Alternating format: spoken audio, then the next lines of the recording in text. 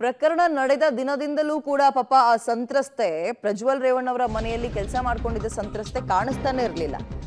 ಆ ನಂತರ ಸಿಕ್ಕರು ಬಿಡಿ. ಪಾಪ ಸಿಕ್ಕಿದ ನಂತರ ಏನೇನು ಆಯ್ತು ಅಂತ ಕಣ್ಣೀರಿನ ಕಥೆಯನ್ನ ಬಿಚ್ಚಿಟ್ಟಿದ್ದಾರೆ ಆಕೆ. ಪೊಲೀಸರು ನಿನ್ನನ್ನ ಬಂಧಿಸ್ತಾರೆ ಅಂತ ನನ್ನನ್ನ ತೋಟದಲ್ಲಿ ಬಚ್ಚಿಟ್ಟಿದ್ರು. ನಾನು ಕೂಡ ಯಾರಿಗೂ ಗೊತ್ತಾಗ್ದಂಗೆ ತೋಟದಲ್ಲೇ ಇದ್ದೆ. ಅವತ್ತು ಇದ್ದಕ್ಕಿದ್ದಂತೆ ಪೊಲೀಸ್ ವೆಹಿಕಲ್ ಬಂದ್ಬಿಡ್ತು. ನನಗೆ ಗಾಬರಿ ಆಯ್ತು. ನನ್ನನ್ನೇ ಅರೆಸ್ಟ್ ಮಾಡಕ್ ಬಂದಿದ್ದಾರೇನೋ ಅಂದ್ಕೊಂಡು ಓಡ್ ಹೋಗ್ಬಿಟ್ಟೆ. ನಾನು ಅಲ್ಲಿಂದ ತೋಟದ ಬೇಲಿ ಹಾರಿ ಎಸ್ಕೇಪ್ ಆಗಿದ್ದೆ. ಬಟ್ ನಂಗೆ ಗೊತ್ತಿರಲಿಲ್ಲ ಪೊಲೀಸರು ನನ್ನ ರಕ್ಷಣೆ ಮಾಡಕ್ ಬಂದಿದ್ದಾರೆ ಅಂತ ಗೊತ್ತಾಗ್ಲಿಲ್ಲ. ನನಗೆ ನನ್ನನ್ನೇ ಅರೆಸ್ಟ್ ಮಾಡಕ್ ಬಂದಿದ್ದಾರೆ ಅಂತ ನಾನು ಅನ್ಕೊಂಡೆ. ತಪ್ಪಿಸ್ಕೊಂಡ ಬಳಿಕ ನಂಗೆ ಇವೆಲ್ಲವೂ ಗೊತ್ತಾಯ್ತು ಅಂತ ಕಣ್ಣೀರಿನ ಕಥೆ. ಹೇಗೆ ಕಳೆದೆ ತೋಟದ ಮನೆಯಲ್ಲಿ, ಹೇಗೆ ಅವತ್ಕೊಂಡಿದ್ದೆ, ಯಾರು ನನಗೆ ಹೇಳಿದ್ರು, ಏನಂತ ಹೇಳಿ ಮನೆಯಿಂದ ಕರೆದುಕೊಂಡು ಬಂದಿದ್ರು, ಇವೆಲ್ಲವನ್ನ ಕೂಡ ಪಾಪ ಕಣ್ಣೀರು ಹಾಕೊಂಡು ಆ ಸಂತ್ರಸ್ತ ಮಹಿಳೆ ಹೇಳಿದ್ದಾರೆ.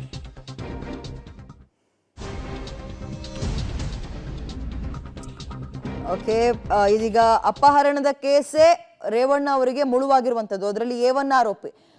ಯಾಕಪ್ಪ ಅಂತ ಹೇಳಿದ್ರೆ ಅವ್ರ ಮನೇಲಿ ಕೆಲಸ ಮಾಡ್ಕೊಂಡಿದ್ದಂತಹ ಮಹಿಳೆಯು ಆ ವಿಡಿಯೋ ಏನ್ ಲೀಕ್ ಆಯ್ತು, ಪೆನ್ ಡ್ರೈವ್ನಲ್ಲಿರುವಂತಹ ಫೋಟೋ ವಿಡಿಯೋಗಳು, ಅದರಲ್ಲಿ ಈಕೆಯ ಫೋಟೋ ಕೂಡ ಇತ್ತು.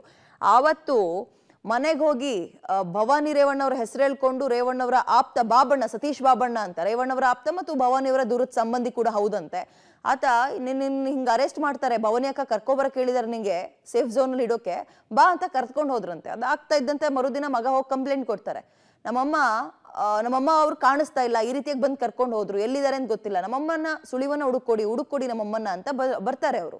ಆ ನಂತರವೇ ಈ ಮತ್ತೊಂದು ಕೇಸ್ ದಾಖಲಾಗೋದು, ಕಿಡ್ನಾಪ್ ಕೇಸ್. ಅದು ಮಾತ್ರ ರೇವಣ್ಣ ಅವರ ಕೊರಳಿಗೆ ಉರುಳಂತೆ ಕಾಡ್ತಾ ಇದೆ. ಯಾಕಂದ್ರೆ ಇವತ್ತು ನೋಡಿ ಅವರು ಜೈಲು ಊಟವನ್ನ ಕೂಡ ಮಾಡ್ಬೇಕಾದ ಪರಿಸ್ಥಿತಿ ಬಂತು. ನೆನ್ನೆ ಜೈಲು ಊಟವನ್ನ ಈ ಬೆನ್ನಲ್ಲಾಕೆ ಸಿಕ್ಕಿದ್ದಾರೆ.